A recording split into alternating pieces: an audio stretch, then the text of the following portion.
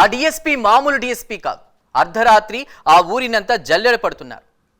గస్తీ మార్చ్ నిర్వహిస్తూ రాత్రిలో రోడ్డు మీదకు వచ్చేటువంటి యువకులకు కౌన్సిలింగ్ ఇస్తున్నారు. ప్రధాన కూడళ్లు, రైల్వే స్టేషన్, బస్ స్టేషన్తో పాటు రద్దీ ప్రాంతాల్లో స్వయంగా తిరుగుతూ నేరస్తులకు వణుకు పుట్టిస్తున్నారు. మరి ఆ పోలీస్ ఆఫీసర్ గురించి తెలుసుకోవాలంటే వాచ్ ది స్టోరీ.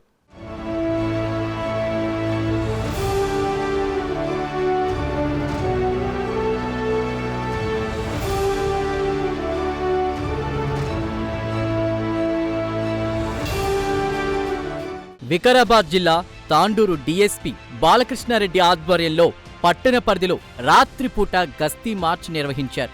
తాండూరు పట్టణంలోని ప్రధాన కూడళ్లతో పాటు రైల్వే స్టేషన్, బస్ స్టేషన్ రద్దీ ప్రాంతాల్లో గస్తీ నిర్వహించారు. ట్రిపుల్ రైడింగ్ చేస్తున్న వారిని ఆపి కౌన్సిలింగ్ ఇచ్చారు. నంబర్ ప్లేట్ లేని వాహనాలు, సరైన పత్రాలు లేని వాహనాలను సీజ్ చేశారు. రైల్వే స్టేషన్ సమీపంలో అనుమానిత వ్యక్తుల నుంచి వివరాలు సేకరించారు. వారి గుర్తింపు కార్డులను చూసి వారి వద్ద ఉన్నటువంటి బ్యాగులను తనిఖీ చేశారు.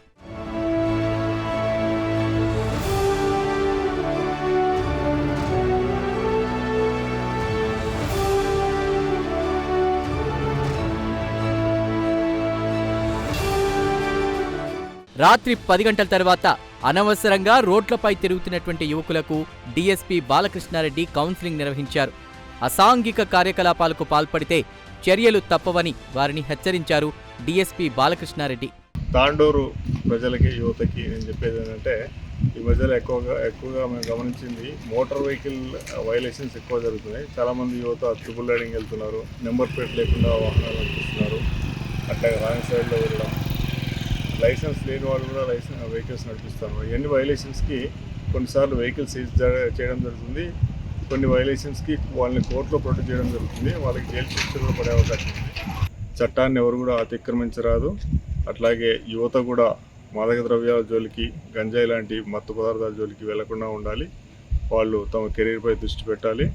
ప్రజలకు పోలీసులపై నమ్మకాన్ని కలిగించి ఫ్రెండ్లీ పోలీస్ విధానాన్ని అవలంబించాలనే ఉద్దేశంతో ఈ గస్తీ నిర్వహిస్తున్నట్లు డీఎస్పీ స్పష్టం చేశారు.